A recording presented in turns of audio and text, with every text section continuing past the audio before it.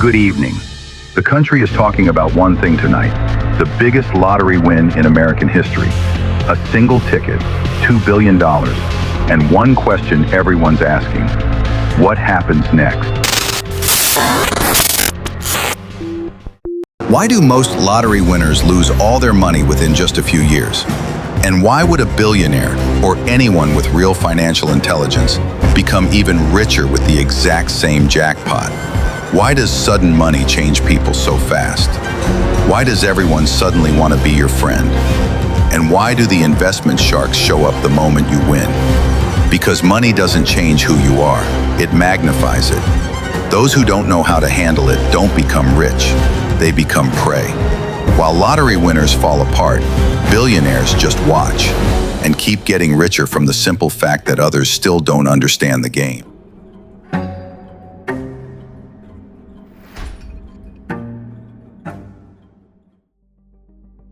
Imagine waking up one morning and realizing your life no longer belongs to you. In front of you, $100 million. No more alarms, no more bosses, no more, I need to save. Everything you've ever dreamed of, now yours. But 1 year later, your brand new Ferrari is totaled. Your relatives are gone with your money. Your bank account is empty. Your house is foreclosed. And you're back in your old bedroom at your mother's place. This isn't fiction. It happened to Jack Whitaker, an American businessman who, in 2002, won $315 million in the Powerball lottery, one of the largest single jackpots in history. He was already wealthy before that, but the sudden, colossal fortune tore his life apart. He gave away millions and spent even more on alcohol, gambling, and women. He was robbed multiple times, once losing $545,000 in cash straight from his car. The wealth he thought was abundance eventually took his family from him. The money vanished. The tragedies didn't stop. A few years later, he said only one thing: I wish I had torn up that Powerball ticket. Fact: 70% of lottery winners end up bankrupt or deeply in debt within 5 years. That's not an urban myth. That's a statistic. Why? Because the problem isn't the lack of money, it's the lack of understanding. If your knowledge doesn't grow with your wealth, then your money will destroy you. Money doesn't change you, it magnifies you. If you were impulsive before, now you'll make bigger mistakes. If you feared responsibility, now it will crush you. If you trusted no one, now everyone will want your money. Money won't save you. It becomes a magnifier, showing you exactly who you are and what you're capable of. And if you're not ready for it, money isn't a gift, it's a weapon.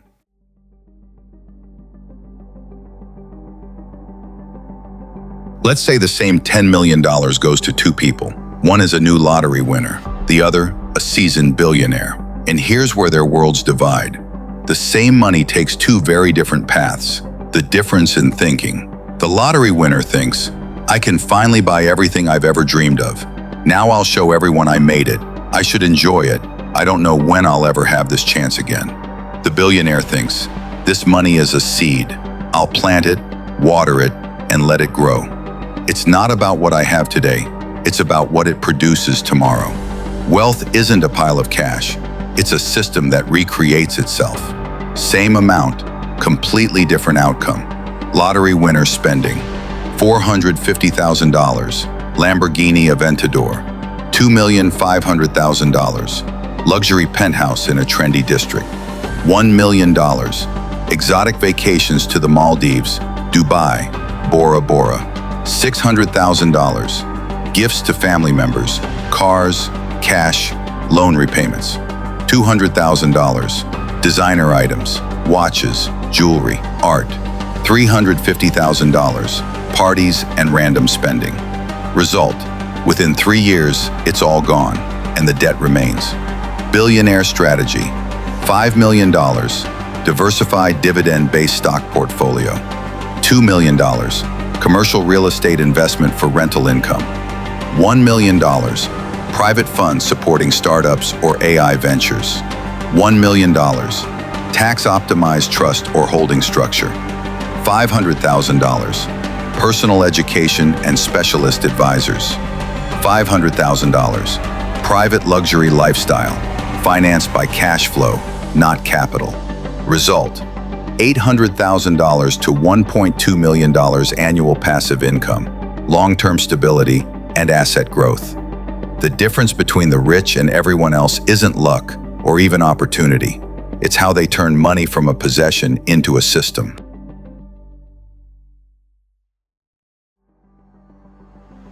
Money doesn't just bring freedom, it brings chaos, if your mind isn't ready for it. Imagine this. One day you're calculating if your paycheck will last until the end of the month, and the next day you're staring at $10 million. That's not just an opportunity, it's a psychological shock if you don't have the internal system to handle it. The overload of wealth isn't just a phrase. Most people aren't trained to manage money. They're trained to survive, to save, to wait for payday, to divide, not to multiply. So when the money suddenly arrives, it doesn't bring freedom, it brings paralysis. Old habits in new packaging. Those with a poverty mindset still buy impulsively, just at higher prices. The person who couldn't say no to a pair of shoes now can't say no to a Bentley. The one who lived to impress others now rents a helicopter for their birthday. The one who never handled financial stress now faces even more, just in a golden frame. The collapse of decision-making.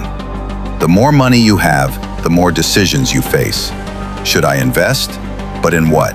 Should I keep it? But where? Who do I give to? Who really loves me now? And without knowledge, every decision turns from opportunity into burden. Many people simply drift back to the level they came from. Behind self-sabotage lies a lack of belief. There's a quiet thought that keeps pulling people back into poverty. I don't deserve this. This isn't my world. It's going to disappear. I'll ruin it anyway. That voice isn't loud, but it's powerful, and it leads to self-sabotage. They waste it. They trust the wrong people. They make stupid choices just to soften the pain when it's gone. The real problem, not the lack of money, but the lack of a system for it. The rich have a financial nervous system. They know how to respond, how to use money, how to stay in control. But those without financial intelligence treat money like an enemy.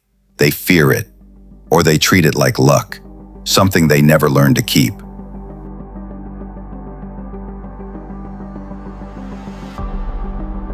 There's a saying that money changes people. But what if that's not true? What if money simply exposes who you've always been? Only now, you finally have the means to show it. Hidden desires always surface. The average person who suddenly wins $1 billion doesn't become greedy, reckless, or naive overnight. Those traits were always there. They just never had the funding to act them out. Money doesn't rewrite your character. It removes your limits.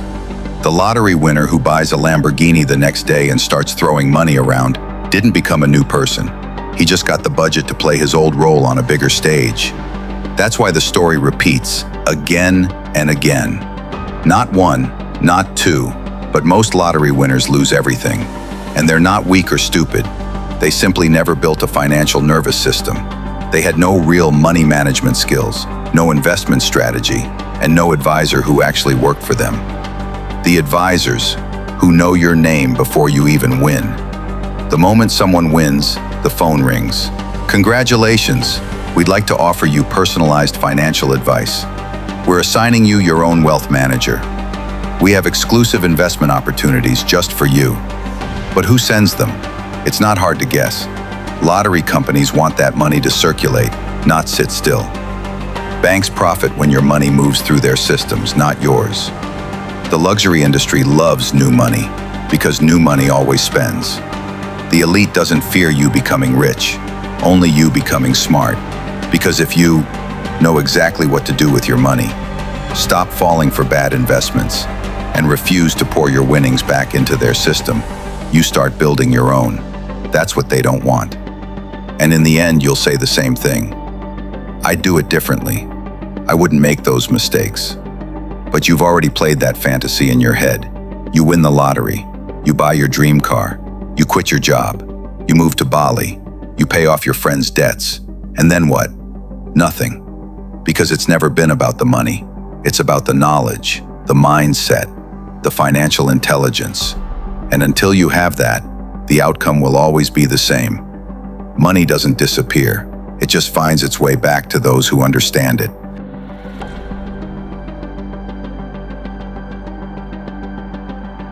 Imagine it. Tonight, you win the jackpot. Billions. One ticket. One moment. And tomorrow morning, you wake up rich. But stop right there. What do you do next? Because the question isn't how much you won, it's what you'll do with it. Rule number 1. Before you act, pause. Yes, you read that right. Do nothing. Don't call anyone. Don't visit a car dealership. Don't post, "New chapter begins." Right now, the money is still yours. But if you make the wrong move in those first days, it won't be for long. Learn, filter, prepare. In the first weeks, they'll come for you. Smiling financial advisors who only want to help. Old friends who suddenly love you again. Exclusive opportunities that will never come back. This is reality, and you have to be ready for it. Don't make impulsive decisions. Get second and third opinions from independent sources. Study as if your life depended on it, because financially, it does. Pay yourself first, not the bank, not the government, not your friends, not the luxury store, yourself. Set aside a portion of your winnings that you never touch. A separate account, a secure fund, a long-term investment. This is your safety net. And even if you mess up everything else, this part survives. Divide the money before it divides you. The worst plan you can have is, "I'll figure it out later." You won't. Money moves faster than you do, so you need a plan, now. Example, from 100% of your winnings, 40% long-term savings and investments, never touch. 30% personal goals and dreams, strategically.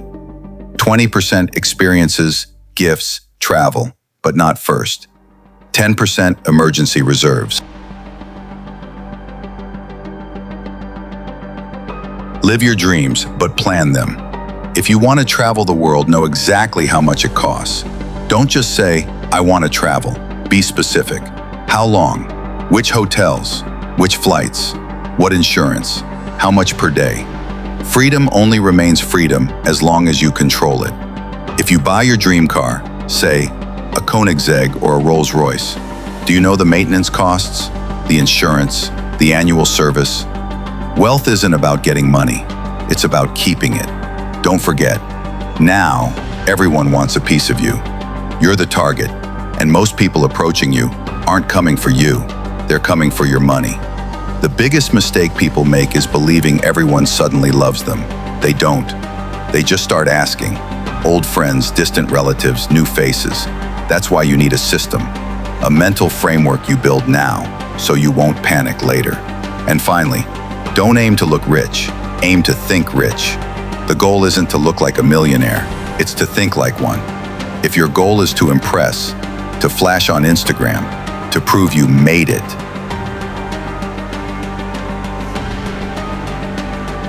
the real goal? Independence, control, and a system of your own. If that's your approach, then no matter how much you win, you can't lose it. Money isn't salvation. It's an amplifier for what's already inside you. And now you know exactly what to do when that day comes, when the phone rings, when the money arrives. It's up to you now. Keep it or lose it again. The choice is always yours. If this video made you think, if it showed you a world you always felt was real but no one ever dared to explain, then you're exactly where you need to be. Fake Off Luxury isn't about admiration, it's about revelation. We uncover the systems the elite will never discuss and reveal what luxury really means behind the curtain. If you're ready to see more, subscribe, give it a like, turn on notifications, and stay with us. Because in this world, those who know the rules play a completely different game.